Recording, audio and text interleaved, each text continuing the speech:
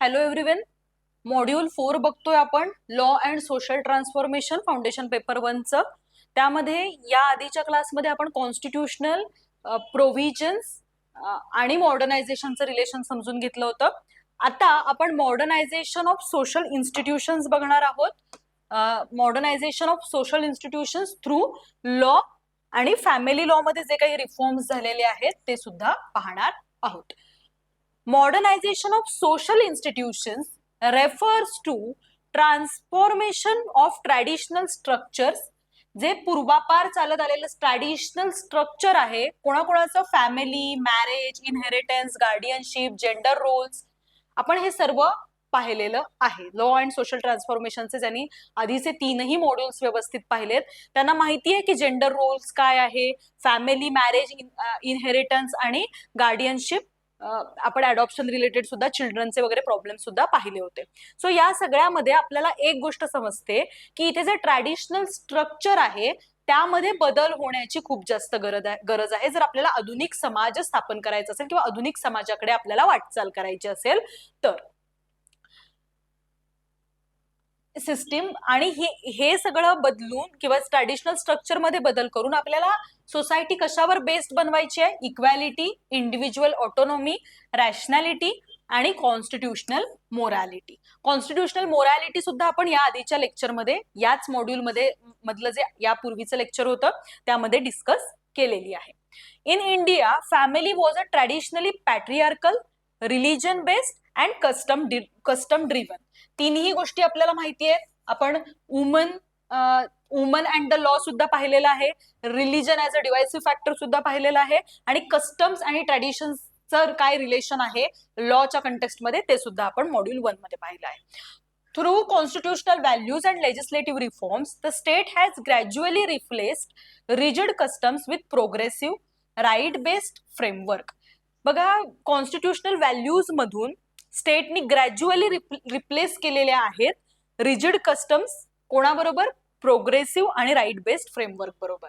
आपण हे examples through सुद्धा पाहिलेलं आहे. Law as an social law as a instrument of social change या topic under.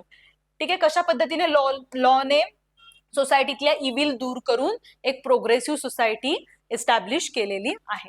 Modernisation does not mean rejection of culture. हे आपण पाहिलंय की मॉडर्नायझेशनचा अर्थ असा होत नाही की कल्चरला रिजेक्ट करणं, पण aligning social institutions with justice, dignity and equality. ज्या सोशल इन्स्टिट्यूट्स आहेत त्यांना अलाइन करणं जस्टिस, इक्वॅलिटी आणि डिग्निटी बरोबर, हे पर्पज आहे मॉडर्नायझेशनचं. मॉडर्नायझेशन म्हणजे कस्टम्स पूर्णपणे नाकारणं किंवा कल्चरला पूर्णपणे नाकारणं असं होत नाही. फंडामेंटल ड्युटीज मध्ये सुद्धा आपल्याला कंपोजिट कल्चरला प्रोटेक्ट करण्याची ड्युटी देण्यात आलेली आहे. त्यामुळे कॉन्स्टिट्यूशन कुठेही कल्चर नाकारत नाहीये. ठीक आहे, कॉन्स्टिट्यूशनल मोरॅलिटी मध्ये कल्चर येतंय. ठीक आहे, मॉडर्नायझेशन म्हणजे कल्चर बदलणं किंवा कल्चरला नाकारणं होत नाही, तर जस्टिस, इक्वॅलिटी आणि डिग्निटीला प्रमोट करणं हा मॉडर्नायझेशनचा हेतू आहे. Constitutional foundation for family law reforms.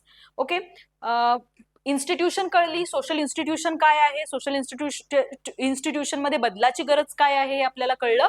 आता आपण बघणार आहोत family law reform, family law मध्ये झालेले रिफॉर्म्स आणि त्याची गरज. Modernisation of family law is rooted in the constitution of India. Family लॉचं जे मॉडर्नायझेशन आहे ते कॉन्स्टिट्यूशन ऑफ इंडियामध्ये रूटेड आहे. कारण आपल्याला सर्व ठिकाणी ते दिसून येतं, जसं की प्रियांबल मध्ये जस्टिस, इक्वॅलिटी आणि डिग्निटीचे प्रिन्सिपल्स आहेत. 14 आणि 15 मध्ये equality before law and equal protection of law आहे आणि 15 मध्ये prohibition of discrimination on the basis of religion, race, caste, sex आणि प्लेस ऑफ बर्थ आहे. सो यातलं जर जेंडर आपण घेतलं तर आपल्या एक गोष्ट लक्षात येते की जेंडर हे आपल्याला कुठे पाहायला मिळतं किंवा जेंडर रोल्स वगैरे आपल्याला कुठे पाहायला मिळतात? फॅमिलीमध्ये पाहायला मिळतात. सो जेंडर रोल्स जर आपल्याला फॅमिलीमध्ये पाहायला मिळत असेल तर prohibition on discrimination on the basis of जे जेंडर आहे, जेंडर डिस्क्रिमिनेशन आहे. सो हे काय सांगतंय? फॅमिली लॉ मधल्या इम्प्रुव्हमेंटसाठी किंवा फॅमिली लॉ मधल्या मॉडर्नायझेशन बद्दल आपली ही कलमं बोलतायत. वाईल आर्टिकल 21 आपल्याला माहिती आहे right to life, and personal liberty. So personal liberty आणि ऑटोनॉमीला सुद्धा इथे प्रोटेक्ट केलं जाते. सो फॅमिली लॉ मध्ये किंवा फॅमिली इन्स्टिट्यूशन मध्ये जर कुणाची ऑटोनॉमी व्हायोलेट होत असेल, स्पेसिफिकली वुमनची ऑटोनॉमी जर व्हायोलेट होत असेल किंवा त्याच्यावरती जर घाला येत असेल तर आर्टिकल 21 पिक्चर मध्ये येतं. ज्यांनी वुमन अँड द लॉचं लेक्चर व्यवस्थित पाहिलंय त्यांना हे लगेच समजणार आहे. Article 44 directs the state to strive for uniform civil code. Uniform civil code कडे जाण्यासाठी म्हणून डायरेक्शन दिलेलं आहे. डीपीएसपीचं हे आर्टिकल आहे. डीपीएसपी मध्ये काय सांगितलं की युनिफॉर्म सिव्हिल कोड एस्टॅब्लिश करा. मोस्ट डिबेटेड इश्यू आहे किंवा मोस्ट डिबेटेड प्रोव्हिजन आहे, रिकमेंडेशन आहे. सो यातून काय होईल, जे फॅमिली लॉज आहेत किंवा जे पर्सनल लॉज आहेत ते युनिफॉर्म व्हायला आणि ते सेक्युलर व्हायला मदत होईल. Further article 51A under fundamental duties. आपण फंडामेंटल ड्युटीज या आधीच्याच क्लासमध्ये पाहिलंय की फंडामेंटल ड्युटीज आणि मॉडर्नायझेशनचं काय रिलेशन आहे. सो तिथे आपण पाहिलं होतं की वुमनच्या कंटेक्स्टमध्ये ज्या डेरोगेटरी प्रॅक्टिसेस आहेत, चुकीच्या कुप्रथा आहेत, त्याला सिटिझन्सने काय करायचं आहे, विरोध करायचा आहे किंवा त्या त्यागून द्यायच्या आहेत, सोडून द्यायच्या आहेत. Thus, family law reform is not merely legislative policy but constitutional obligation. त्यामुळे फक्त ही लेजिस्लेशनने ठरवलेली गोष्ट नाहीये फॅमिली लॉ मधले रिफॉर्म्स करणं, काही कायदे बदलायचीच फक्त ही गोष्ट नाहीये, तर कॉन्स्टिट्यूशनची ही गॅरंटी आहे किंवा कॉन्स्टिट्यूशनने घालून दिलेलं हे काय आहे, ऑब्लिगेशन आहे. ते एम करतंय सोशल ट्रान्सफॉर्मेशनला. ओव्हरऑल सोशल ट्रान्सफॉर्मेशन जर आपल्याला करायचं असेल तर मॉडर्नायझेशन होणं इम्पॉर्टंट आहे. आणि मॉडर्नायझेशन फॅमिली लॉ मध्ये सुद्धा आपल्याला दिसलं पाहिजे, कारण फॅमिली लॉ मधून रिफ्लेक्ट होतंय की खूप इम्पॉर्टंट ऍस्पेक्ट आहे जेंडर डिस्क्रिमिनेशन आणि त्यालाच धरून इक्वॅलिटीचा पूर्ण कंटेक्स्ट इथे फॅमिलीच्या पर्स्पेक्टिव्हनी आपल्याला बघता येतोय. Reform of Hindu family law. Hindu family law मधले रिफॉर्म्स, ठीक आहे. हिंदू फॅमिली लॉ मध्ये काय काय रिफॉर्म्स होतात. युनिफॉर्म सिव्हिल कोड नाहीये, त्यामुळे वेगवेगळ्या धर्माचे वेगवेगळे कायदे आहेत, पर्सनल लॉज आहेत. After independence major reforms were introduced through codification of Hindu law. Hindu law आधी पूर्णपणे व्यवस्थित कोडिफाईड नव्हता, पण 1955 नंतर Hindu marriage act 1955 introduced monogamy and legal divorce, transforming marriage from purely sacramental bond into legally regulated institution. बघा, marriage आहे हिंदूंमधलं ते सॅक्रेमेंट मानलं जातं, एक संस्कार मानला जातो. विवाह हा संस्कार म्हणून बघितला जातो, पण ह्या विवाह संस्काराचाच बदल लिगली रेग्युलेटेड इन्स्टिट्यूशन मध्ये करण्यात आला. हिंदू मॅरेज ऍक्ट आलं, कोडिफाईड लॉ आला, एक कोडिफिकेशन, एक प्रॉपर मेकॅनिझम मिळालं. या कायद्याअंतर्गत हिंदूंचा विवाह रेग्युलेट होणार असं. द हिंदू सक्सेशन ऍक्ट आला 1956चं. Reformed inheritance law later amended in 2005. Inheritance law आला आणि नंतर 2005 मध्ये त्याला काय करण्यात आलं, पुन्हा एकदा रिफॉर्म करण्यात आलं, अमेंड करण्यात आला आणि डॉटर्सना सुद्धा equal shares, equal granddaughters, equal coparcenary rights. कोपार्सनरीचे जे राईट्स असतात इनहेरिटन्स मधले ते इक्वली महिलांना, मुलींना सुद्धा मिळाले 2005च्या अमेंडमेंटनी हिंदू सक्सेशन ऍक्ट नुसार. नंतर Hindu adoption and maintenance act 1956 जो आपण डिस्कस केला होता, चिल्ड्रन अँड द लॉ, यामध्ये अडॉप्शन राईट्स बघत असताना. सो इथे काय आहे, मॉडर्नाइज अडॉप्शन रूल्सला मॉडर्नाइज करण्यात आलं. And Hindu minority and guardianship act restructure guardianship principles.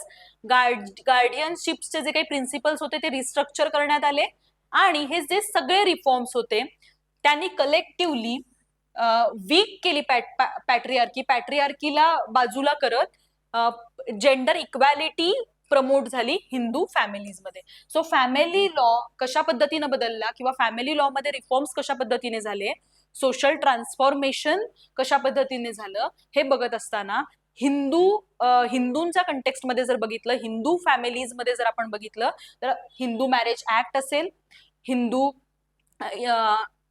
Marriage act असेल, Hindu adoption and maintenance act असेल, त्याचबरोबर हिंदू सक्सेशन ऍक्ट असेल आणि Hindu minority and guardianship act असेल.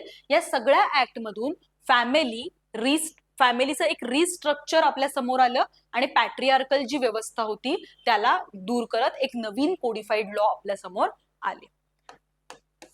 Gender equality in property rights. आपल्याला जेंडर इक्वॅलिटी, आपण याआधी जेव्हा वुमन रिलेटेड इश्यू पाहत होतो तेव्हा आपल्याला एक गोष्ट लक्षात आली की जिथे वुमनच प्रॉपर्टी म्हणून ट्रीट करते तिथे वुमनचे प्रॉपर्टी राईट्स बद्दल डिस्कशन करतोय आपण. तर मग खूप जास्त वेळ लागला हे मॉडर्नायझेशन व्हायला. One of the most significant aspect of modernisation was granted daughters equal inheritance right. Equal inheritance rights मिळाले woman डॉटर्सना.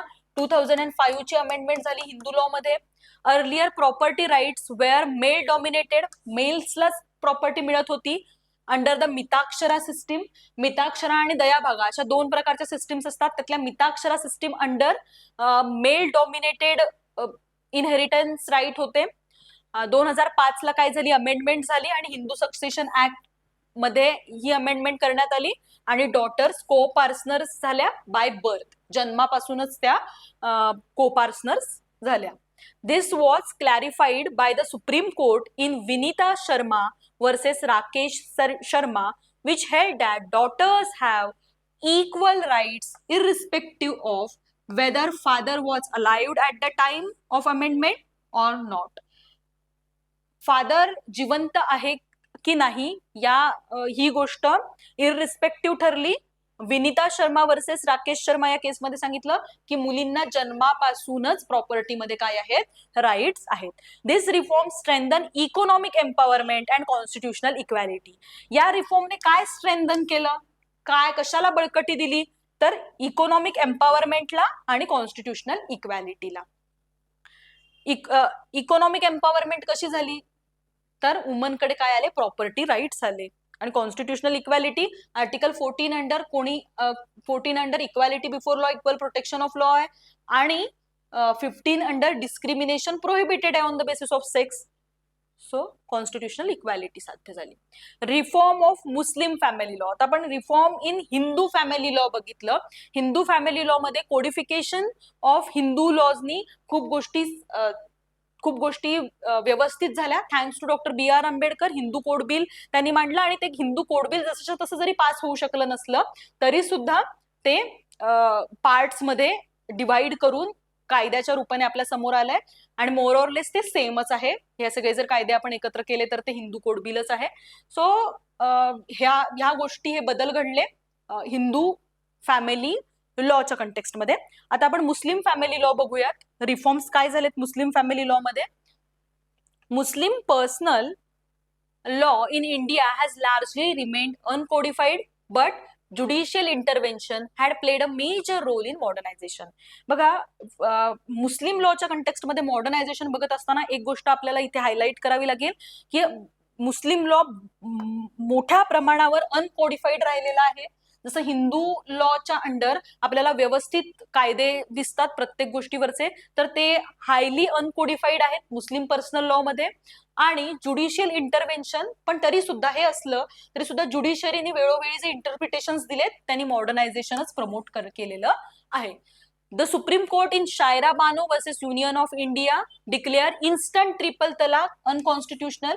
Shayara Bano versus union of India मध्ये सुप्रीम कोर्टाने इन्स्टंट ट्रिपल तलाक, 3 वेळा तलाक तलाक तलाक असं अटर केल्यानंतर जो तलाक होत होता, जो डिवोर्स होत होता, फॉर्म ऑफ डिवोर्स होता, तलाक उल बिद्दत, त्याला काय केलं सुप्रीम कोर्टाने, काय ठरवलं, अनकॉन्स्टिट्युशनल ठरवलं.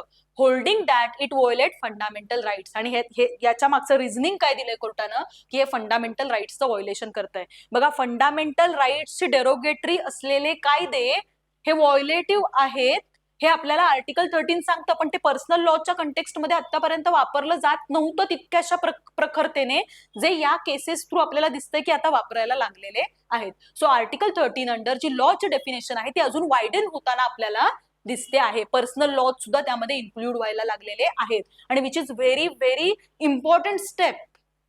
ओके, कारण काय, तर पर्सनल लॉज मध्ये जे फंडामेंटल राईट्सचं व्हायोलेशन होत आहे मग ते आपण लक्षात घ्यायचं नाही का, ते घेतलं पाहिजे ना, ते सुद्धा लक्षात. Subsequently parliament enacted Muslim woman protection of rights on marriage act. आणि पार्लमेंटने Muslim woman protection of rights on marriage act काय केला, एनॅक्ट केला. 2019 चा हा ऍक्ट आहे. क्रिमिनलाइज केली ट्रिपल तलाक ही प्रॅक्टिस. क्रिमिनलाइज केली आहे म्हणजे काय केली आहे, पनिशमेंट होणार जर कोणी अशा पद्धतीने ट्रिपल तलाक प्रॅक्टिस करत असेल तर. This reform demonstrate the supremacy of constitutional principles over personal religious practices. तुमच्या पर्सनल रिलिजियस प्रॅक्टिसेस जर ह्युमन डिग्निटीला किंवा आर्टिकल 21च्या व्हायोलेटिव्ह असतील तर त्या पर्सनल रिलिजियस प्रॅक्टिसेसला नो आहे आणि कॉन्स्टिट्युशनल प्रिन्सिपलला येस आहे. ओके, कॉन्स्टिट्युशनल प्रिन्सिपल प्रिव्हिल्ड होणार आहे प्रत्येक वेळेस when they infringe gender justice. So gender जस्टिसचा डिस्कोर्स आपल्याला इथे समजला. Secular marriage and interfaith unions. आता सेक्युलर मॅरेजेस, आता जर हिंदूंसाठीचे मॅरेज ऍक्ट वेगळा आहे, मुस्लिमांचा मॅरेज रिलेटेड जे काही ऍक्ट आहे किंवा मॅरेज रिलेटेड ज्या काही प्रॅक्टिसेस आहेत त्या वेगळ्या आहेत. पण जर कोणाला सेक्युलर मॅरेज करायचं असेल, आंतरधर्मीय विवाह करायचा असेल तर कोणता ऍक्ट आहे? The special marriage act 1954. Okay, which provides a civil form of marriage irrespective of religion. इतर कुठल्याही प्रकारे रिलिजनचा विचार केला जाणार नाहीये. एक सिव्हिल फॉर्म आहे, दोन व्यक्तींमधली ठरवलेली गोष्ट आहे लग्न विवाह, सो तसाच तो कन्सिडर केला जाईल. It allows interfaith and intercaste marriages without requiring conversion. बघा, मुस्लिम लॉ अंडर किंवा कोणत्याही धार्मिक कायद्या थ्रू आपण जर गेलो तर कन्व्हर्जन इम्पॉर्टंट ठरतं किंवा कन्व्हर्जन करूनच त्या कायद्या थ्रू विवाह करता येतो, कारण दोन धर्माच्या, दोन सेम फेथ मधल्या लोकांमध्ये तो विवाह होतोय असं कन्सिडर केलं जातं. पण जर इंटरफेथ विवाह करायचा असेल आणि दोघांनाही आपला आपला धर्म सोडायचा नसेल तर द स्पेशल मॅरेज ऍक्ट 1954 आहे. This act reflects modernisation by promoting secularism. या ऍक्टने काय रिफ्लेक्ट केलं? Modernisation by promoting secularism. Individual choice, बघा प्रत्येकाची चॉईस असते, कोणी कुठल्या धर्मात जन्माला यावं हे जसं व्यक्ती ठरवत नाही तसंच तिने कुणाशी लग्न करावं हे तिला ठरवण्याचा पूर्ण अधिकार आहे. पर्सनल चॉईस आहे तो. Article 21 under right to life and personal liberty आहे, liberty and autonomy in marital decision. So इथे आपल्याला ऑटोनॉमी इन मॅरिटल डिसिजन सुद्धा दिसून येते की विवाहाचा निर्णय घेण्याचं स्वातंत्र्य हे त्या संबंधित व्यक्तींचं आहे. It reduces religious control over marriage and strengthens constitutional protection of personal liberty. हे काय करताय? रिड्यूस करताय रिलिजियस कंट्रोल ओव्हर मॅरेज, मॅरेजवरचा जो काही रिलिजियस कंट्रोल आहे तो, आणि स्ट्रेंथन करताय constitutional protection of personal liberty, constitutional protection of personal liberty. Next आपला पॉइंट आहे फॅमिली लॉच्या कंटेक्स्टमध्ये रिफॉर्म्स इन फॅमिली लॉ आपण बघतोय. त्यामध्ये हिंदू लॉ आणि मुस्लिम लॉ आपलं बघून झालंय. आता प्रोटेक्शन अगेन्स्ट डोमेस्टिक व्हायलन्स हे आपण बघणार आहोत. वुमनचं जेव्हा आपण डिस्कशन केलंय वुमन हँडल लॉ तेव्हा आपण हा प्रॉब्लेम डिस्कस केलेला आहे, क्राईम अगेन्स्ट वुमन या टॉपिक अंडर. सो तिथे तुम्हाला जास्त याचा ब्रॉडर अंडरस्टँडिंग मिळेल. तो व्हिडिओ पाहिला नसेल, ते लेक्चर केलं नसेल तर ते आधी करून घ्या. The protection of woman from domestic violence act 2005 expanded the legal understanding of family by recognizing emotional, economic and psychological abuse. कोणत्याही प्रकारच्या अब्यूजला बिग नो आहे. In addition physical violence. It also covers woman in live in relationships. बघा, domestic violence act मध्ये live in relationship मधल्या स्त्रिया सुद्धा, म्हणजे जिथे डोमेस्टिक रिलेशन आहे, जिथे डोमेस्टिक स्ट्रक्चर मध्ये स्त्रिया राहत आहेत, त्या सगळ्या इथे काय होणार आहेत? इन्क्लूड होणार आहेत. This law modernise family protection mechanism by recognizing changing social realities and expanding women's right within domestic spaces. Law modernize family protection mechanism. फॅमिलीच्या अंडर डोमेस्टिक स्पेस मध्ये जेव्हा स्त्री राहत असते, वुमन राहत असते, तेव्हा तिथे सुद्धा तिला बेसिक प्रोटेक्शन मिळायला हवं आणि त्याच उद्देशानं हा कायदा अस्तित्वात आलेला आहे. Protection against domestic violence, domestic violence act, protection of women from domestic violence act 2005. ठीक आहे. डोमेस्टिक स्पियर मधल्या गोष्टी का कन्सिडर करायच्या आहेत? अगेन फेमिनिस्ट ज्युरिस्प्रुडन्स मध्ये म्हटल्याप्रमाणे personal is political. Recognition of live in relationship. Indira Sharma versus V.K.V. Sarma recognize that certain live-in relationship could be treated as relationship in the nature of marriage. This indicate legal adaptation to evolving social pattern. बघा modern social pattern काय आहे, evolving social pattern काय आहे, मोठ्या प्रमाणावर आपल्याला live in relationships दिसून येत आहेत. परस्पर संमतीने लोक एकत्र राहत आहेत without marriage or without performing any marriage practice or without registering under any marriage act. So असे काय आहेत लोक जे राहत आहेत लिव्ह इन रिलेशनशिप मध्ये, पण तिथे आपल्याला काय दिसून येतं, नेचर ऑफ मॅरेज दिसून येतं, म्हणजे अगदी विवाह केल्यासारखे ते सोबत राहत आहेत. सो अशा पद्धतीने आपल्याला जिथे नेचर ऑफ मॅरेज दिसून येईल तेव्हा त्या लिव्ह इन रिलेशनशिप्सला सुद्धा ट्रीट केलं जाईल मॅरेज सारखं. यातून मॉडर्न सोशल पॅटर्न्सला सुद्धा आपला लॉ कसा कन्सिडर करतोय, ज्युडिशियल इंटरप्रिटेशन कशा पद्धतीने ते कन्सिडर करताय हे आपल्याला लक्षात येतं. Modernisation here reflects acceptance of non traditional family norm. बघा non traditional family norm, reforms under family law आपण बघतोय. फॅमिली लॉ ट्रॅडिशनली जर आपण पाहिले त्याच्यामध्ये मॅरेजला रिकग्निशन आहे, पण तुमच्या लिव्ह इन रिलेशनशिपला रिकग्निशन आहे का, या कन्सेप्टला रिकग्निशन आहे का, नाही. सो या non traditional family फॉर्मला acceptance modernisation मध्ये मिळतो, while ensuring protection for women involved in such relationship. आणि हे सगळं करत असताना अशा रिलेशनशिप मध्ये ज्या स्त्रिया आहेत त्यांना सुद्धा प्रोटेक्शन दिलं जातं किंवा त्यांचं सुद्धा प्रोटेक्शन लक्षात घेतलं जातं. लिव्ह इन रिलेशनशिप मध्ये एखादी स्त्री आहे म्हणून तिच्यावरती डोमेस्टिक व्हायलन्स झाला तर तो व्हायलन्स नाही किंवा तो ऍक्ट अंडर ट्रीट होणार नाही. सो हे काहीतरी इनह्युमन होईल, ह्युमन राईट्सचं व्हायोलेशन होईल. Okay, LGBTQ rights and family law आपण बघितलं. LGBTQ rights and family law या आधीच्या लेक्चरमध्ये जेव्हा आपण फंडामेंटल ड्युटीज आणि बघत होतो. In Navtej Singh Johar versus union of India, supreme court decriminalise consensual same sex relationship by reading down section 377 of IPC. Section 377 of IPC ला सुप्रीम कोर्टानं काय केलं, अनकॉन्स्टिट्युशनल ठरवलं आणि जे सेम सेक्स कपल आहेत त्यांचे राईट्सला प्रोटेक्ट केलं. This mark a major step toward recognising sexual autonomy and dignity. Sexual autonomy प्रत्येकाची स्वायत्तता आहे, त्यांची काय सेक्शुअल आयडेंटिटी असणार आहे हे ठरवण्याची.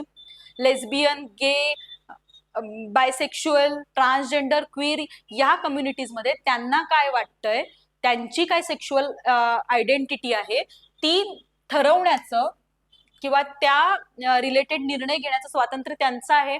आणि डिग्निटी, जेव्हा अशा पद्धतीचं 377 सारखं कलम असतं तेव्हा डिग्निटी, त्यांची डिग्निटी हॅम्पर होतीये, पर्सनल लिबर्टी हॅम्पर होतीये article 21 under.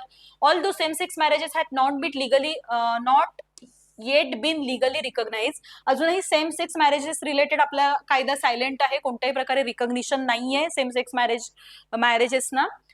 The judgment reflects constitutional morality guiding modernization of intimate relationship. पण तरी सुद्धा जजमेंटनी एक इंटिमेट रिलेशनशिप्स बद्दल एक जे काही सायलेन्स होता तो ब्रेक केलाय आणि कॉन्स्टिट्युशनल मोरॅलिटीला प्रोटेक्ट केलेला आहे, मॉडर्नायझेशनला प्रमोट केलेला आहे. आता पुढे अजून रिफॉर्म्स होतील, सेमसेक्स कपल्सचे जे राईट्स आहेत ते अजून प्रोटेक्ट होतील. चाइल्ड सेंट्रिक रिफॉर्म्स, बघा आपण पूर्ण चाइल्डचा डिस्कोर्स आधीच्या लेक्चरमध्ये बघितलेला आहे जेव्हा आपण चिल्ड्रन अँड लॉ हा टॉपिक डिस्कस केलाय मॉड्यूल 3 मध्ये.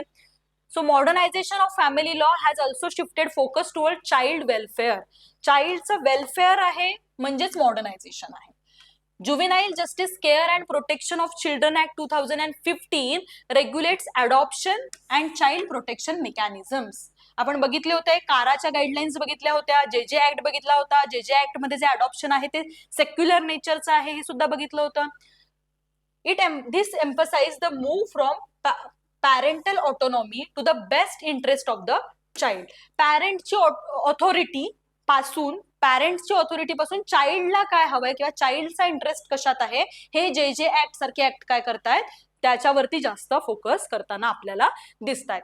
दिस child centric approach represent a progressive transformation of family law. हे जे चाइल्ड सेंट्रिक अप्रोच आहे तो रिप्रेझेंट करतोय progressive transformation of family law. Family law मध्ये झालेलं progressive transformation. Uniform civil code debate, आपण जेव्हापासून सोशल ट्रान्सफॉर्मेशन पाहतोय तिथे आपल्याला UCCचं डिबेट दिसतच आहे. आर्टिकल 44 मध्ये DPSP दिलेला आहे, directive principle of state policy आहे. स्टेटला डायरेक्शन्स दिलेले आहेत कॉन्स्टिट्यूशन मध्ये की तुम्ही युनिफॉर्म सिव्हिल कोड काय करा, इम्प्लिमेंट करा. पण हे करण्यासाठी म्हणून अजूनही स्टेट रेडी नाहीये किंवा अजूनही तिथे आपल्याला मोठा डिबेट दिसून येतो. In Shah Bano versus Mohammad Ahmad Khan, the supreme court highlight, या केसमध्ये सुप्रीम कोर्टाने हायलाइट केली होती the need for uniformity in civil law. Civil law मध्ये युनिफॉर्मिटीची नीड सुप्रीम कोर्टने या पर्टिक्युलर केसमध्ये हायलाइट केली होती आणि जेंडर जस्टिस प्रमोट केलं होतं. The debate continues between need for equality and protection of religious freedom. पण मग आता डिबेट कुठे आहे किंवा आपलं घोडं अडलंय कुठे युनिफॉर्म सिव्हिल कोडचं? तर एका बाजूला आहे इक्वॅलिटी, आर्टिकल 14 अंडर आपण जाऊन इक्वॅलिटीचा पूर्ण डिस्कोर्स आहे. पण दुसऱ्या बाजूला रिलिजियस ऑटोनॉमी आहे. हे जे पर्सनल लॉज आहेत ते रिलिजनला धरून बनवले गेलेले कायदे आहेत, राईट. हिंदूंचे मॅरेज ऍक्ट वेगळे, मुस्लिमांचे मॅरेज प्रॅक्टिसेस वेगळ्या, सो ह्या Christians related, Parsis related act वेगळे. सो यातून काय होतंय, एक डायव्हर्सिटी किंवा रिलिजियस फ्रीडम आपल्याला दिसतंय. सो युनिफॉर्म सिव्हिल कोड आल्यानंतर त्याच्यावरती काय घाला बसेल किंवा त्याच्यावरती काय परिणाम होईल, हा डिबेटचा विषय आहे. The UCC remains constitutional aspiration towards modernisation. So या डिबेटमुळे काय झालंय, हे जे UCC आहे, युनिफॉर्म सिव्हिल कोड आहे, ते एक ऍस्पायरेशनच बनून आहे किंवा एक डायरेक्टिव्ह प्रिन्सिपल बनूनच आपल्या कॉन्स्टिट्यूशन मध्ये आहे आणि हे मॉडर्नायझेशन कडे नेणारं एक आपलं पाऊल असणार आहे. कारण आपण बघतोय कितीतरी डेरोगेटरी प्रॅक्टिसेस आहेत, कितीतरी इनह्युमन प्रॅक्टिसेस आहेत ज्या पर्सनल लॉज मध्ये आपल्याला दिसून येतात, ज्या फंडामेंटल राईट्स व्हायोलेट करतायत, मग ते वुमनचे असतील किंवा अन्य कोणाचे असतील. सो ह्या फंडामेंटल राईट्सचं व्हायोलेशन आपल्याला जिथे जिथे दिसतंय, सो तिथे जर ते आपण जोपर्यंत हटवू शकत नाही तोपर्यंत आपण मॉडर्नायझेशन कडे जाऊ शकत नाही. आता ओव्हरऑल इम्पॅक्ट बघा फॅमिली लॉ मॉडर्नायझेशनचा. The modernisation of family law in India reflect gradual shift from community dominated patriarchal structure to constitutional right based framework. जो शिफ्ट होईल, जो फॅमिली लॉ मध्ये जे काही बदल होतील ते आपल्याला कुठे घेऊन जाणार आहेत, कम्युनिटी डॉमिनेटेड, म्हणजे एखाद्या कम्युनिटीने ठरवून दिलेले काही नॉर्म्स, काही कस्टम्स, याच्या बेसिसवरती जी सोसायटी रन होतीये ते बाजूला करून किंवा पॅट्रिआर्कल स्ट्रक्चर्स जे आहेत, आपण जी स्ट्रक्चरल इनइक्वॅलिटी बघितली होती आधीच्या मॉड्यूल्स बघत असताना, त्यापासून दूर करत कॉन्स्टिट्यूशनल आणि राईट बेस्ड फ्रेमवर्क, कायद्याचं राज्य इथे इन्शुअर होईल. Marriage is no longer purely sacramental. बघा, फक्त सॅक्रामेंट, एक संस्कार म्हणून विवाह राहणार नाही, तर तिथे लीगल राईट्स सुद्धा मिळतील. त्याचबरोबर property rights are gender neutral. Property rights gender neutral होतील की जिथे वुमनला काहीतरी विशिष्ट शेअर मिळतोय किंवा जे हिंदू वुमनच्या कंटेक्स्ट मध्ये 2005 ला अमेंडमेंट आली आहे. So property rights are gender neutral, domestic violence is legally addressed and personal autonomy is protected. So ह्या सगळ्या गोष्टी कधी घडू शकतात, जेव्हा फॅमिली लॉ मॉडर्नाइज्ड असेल. दो चॅलेंज रिमेन. आता या गोष्टी घडल्या नाही आहेत का, तर घडतायत. कॉन्स्टिट्यूशनल सेफगार्ड्स आपल्याला दिसत आहेत, लीगल प्रोटेक्शन आपल्याला दिसत आहेत, अनेक कायदे आहेत, अनेक मोठ्या प्रकारचं लीगल फ्रेमवर्क, लीगल डिस्कोर्स आपल्या समोर ओपन आहे. पण या सगळ्याबरोबर the law has clearly function as a instrument of social transformation. पण हे सगळं जरी असलं, चॅलेंजेस असले, पॅट्रिआर्की असली, युनिफॉर्मिटी अँड सोशल रेजिस्टन्स असला, बघा कुठलाही बदल व्हायचा असेल तर समाजातून उठणारा रेजिस्टन्स हा खूप मोठा असतो. UCCच्या डिबेटमध्ये सुद्धा हा सोसायटीकडून येणारा प्रेशर सुद्धा एक मोठा फॅक्टर आहे युनिफॉर्म सिव्हिल कोडच्या संदर्भात. त्याचबरोबर ट्रिपल तलाक रिलेटेड पण आपल्याला प्रोव्हिजन्स घ्यायला किंवा स्टेप घ्यायला कोर्टाला एवढा वेळ का लागला, कारण सोसायटीच रेडी नव्हती. LGBTQ कम्युनिटीच्या संदर्भातल्या राईट्सच्या रिलेटेड सुद्धा सोसायटीतून विरोध होतोय. ट्रिपल तलाक झालं, LGBTQ कम्युनिटी झाल्या, अडल्टरी रिलेटेड जोसेफ शाईन यायला पण आत्ताच साल आले किंवा एवढी वर्ष लागली. सो आपल्याला एक कळते की सोशल रेजिस्टन्स आहे, द लॉ हॅज. पण तरी सुद्धा हे सगळं असताना सुद्धा लॉने क्लिअरली फंक्शन केलंय as a instrument of social transformation. लॉने सोशल ट्रान्सफॉर्मेशनचं इन्स्ट्रुमेंट म्हणून फंक्शन केलेलं आहे किंवा आपलं काम करत असलेलं आपल्याला दिसून येतं. सो आपण आतापर्यंत काय मॉडर्नायझेशन पाहिलं, मॉडर्नायझेशन आणि फंडामेंटल राईट्सचं जे काही रिलेशन आहे ते आपण या आधीच्या लेक्चरमध्ये पाहिलं होतं. आणि आत्ता आपण family as a social institution and reforms in family law हे दोन्ही गोष्टी पाहिलेल्या आहेत. सो तुम्हाला हे आतापर्यंतच्या या गोष्टी क्लिअर असतील. आपण आता नेक्स्ट क्लासमध्ये ॲग्रियन रिफॉर्म पाहणार आहोत. Industrialisation of agriculture. Agrarian reforms agriculture related, कृषी रिलेटेड जे काही सुधारणा झाल्या आणि मग त्याचबरोबर त्यातून जे काही बदल झालेत, इंडस्ट्रियलायझेशन आणि मग इंडस्ट्रियलायझेशन आणि मग एन्व्हायरमेंट प्रोटेक्शन वगैरे, या सगळ्या गोष्टी आपण नेक्स्ट क्लासमध्ये डिस्कस करणार आहोत आपल्या मॉडर्नायझेशन अँड द लॉ या टॉपिकच्या अंडर. ठीक आहे, आतापुरतं आपण इथेच थांबूयात. नेक्स्ट लेक्चरमध्ये, यानंतरचं जे नेक्स्ट लेक्चर असेल त्याच्यामध्ये ॲग्रियन रिफॉर्म्स, इंडस्ट्रियलायझेशन ऑफ ॲग्रिकल्चर आपण डिस्कस करूया. थँक्यू.